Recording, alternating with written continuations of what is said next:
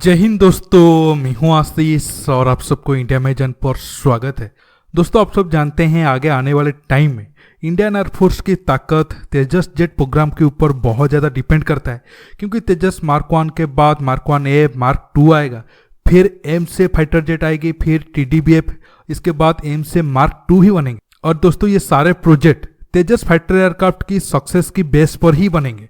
लेकिन देश के अंदर बहुत सारे लोग हैं जो तेजस जेट के ऊपर बहुत ज़्यादा सवाल उठाते हैं। कुछ सवाल ठीक है, खासकर प्रोडक्शन रेट को लेकर जो सवाल उठाया जाता है वो बहुत ज़्यादा सही है, लेकिन उसके ऊपर भी काम हो रहा है और बहुत जल्द वो प्रॉब्लम भी सॉल्व हो जाएगा। लेकिन कुछ सो कॉल्ड डिफेंस एक्सपर्ट है जो तेजस जेट को एक बेहद खराब जेट मानते हैं। खासकर वो चाहते हैं कि तेजस जेट भारत ना बनाकर दूसरों से फाइटर एयरक्राफ्ट खरीदे। लेकिन दोस्तों, 2 दिन पहले इंडियन एयरफोर्स ने तेजस जेट का एलिफेंट वॉक करके एक तरीके से हमारे दुश्मन या फिर देश के अंदर एक मैसेज दे दिया, तेजस जेट कितना अच्छा है और जरूरत पड़ने पर ये अपने काम को बहुत अच्छे तरीके से कर पाएगा। जी हाँ दोस्तों, आज मैं तेजस जेट की एलिफेंट वॉक के ऊपर बात करूंगा और तेजस जेट की अवेलेबिलिटी रेट के ऊपर बात करूंगा, जो अब आप कह सकते हो अब हमारे एयरफोर्स में जितने फाइटर एयरक्राफ्ट है उन सब में से तेजस का नंबर बहुत अच्छा है। दोस्तों, ये टॉपिक को जानने के लिए आप आखिर तक ये वीडियो को देखते रहिए और ज़्यादा से ज़्यादा लाइक शेयर करना बिल्कुल मत भूलिए। दोस्तों, कुछ दिन पहले कोयम्बटूर के पास सुल्लूर एयरफोर्स स्टेशन में 14 तेजस फाइटर एयरक्राफ्ट आसमान में अपना डिफरेंट टाइप का फॉर्मेशन दिखाकर ये शो किया था तेजस जेट का अवेलेबिलिटी और सर्विसिबिलिटी रेट कितना अच्छा है।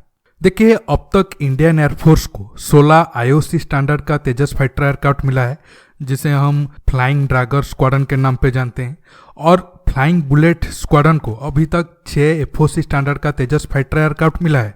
मतलब हमारे पास 22 तेजस है और उसमें से 14 तेजस जेट एलिफेंट वॉक किया था और उसके बाद वो अपना आसमान में डिफरेंट टाइप का फॉर्मेशन दिखाए थे।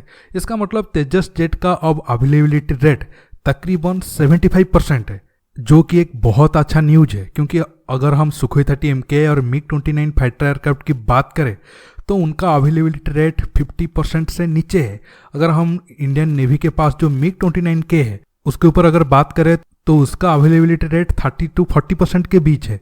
ऐसे में अगर तेजस फाइटर एयरक्राफ्ट का अवेलेबिलिटी रेट 75% के ऊपर है तो ये एक इंडियन एयरफोर्स की ताकत को बढ़ाने वाला न्यूज है। और अभी तो बहुत कम नंबर पर तेजस फाइटर एयरक्राफ्ट शामिल हुए हैं। आने वाले टाइम में जब 100 के ऊपर तेजस फाइटर एयरक्राफ्ट शामिल हो जाएंगे, उम्मीद है उसका अवेलेबिलिटी रेट 80% या फिर 90% के करीब होगा। और ये दिखाता है तेजस फाइटर एयरक्राफ्ट कितना अच्छा टेक्नोलॉजी से बना है और उनमें जो पार्ट है वो कितना अच्छा है। कॉस्ट कटिंग के चक्कर में कोई कॉम्प्रोमाइज नहीं किया गया है तेजस जेट के साथ, जैसे पाकिस्तान की JAV-17 के साथ हुआ है। उसका कॉस्ट तो कम है लेकिन उनका अवेलेबिलिटी रेट और सर्विसिबिलिटी काफ़ी खराब है।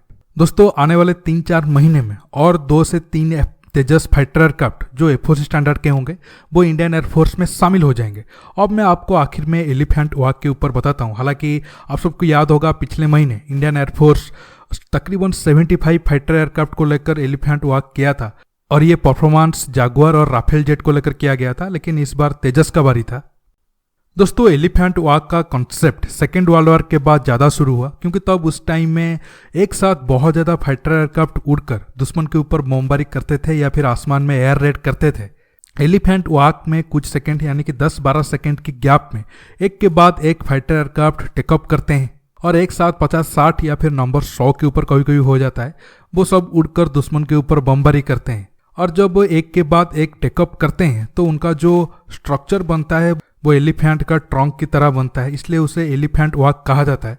हालांकि अब प्रेजेंट टाइम में एलिफेंट वॉक का कंसेप्ट ज़्यादा नहीं है, लेकिन बहुत सारे दूसरे देश के एयरफोर्स इसे परफॉर्मेंस करते हैं ताकि वो साइकोलॉजी वारफेयर में दुश्मन की माइंड के साथ खेल सके।